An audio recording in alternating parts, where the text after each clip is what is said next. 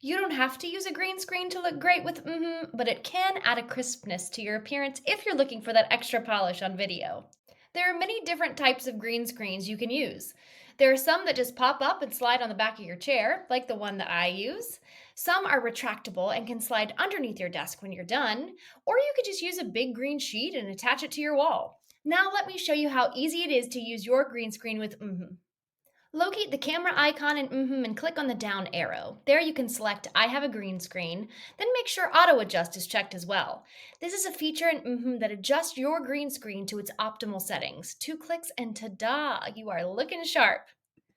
If you would like to manually adjust your green screen settings, simply unclick auto adjust. You will then see a threshold slider at the bottom where you can manually adjust your settings until you get the contrast you're looking for.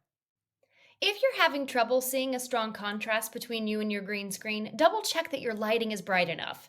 And sometimes you might need extra lighting shining directly onto your green screen, or there might need to be a little more distance between you and your green screen.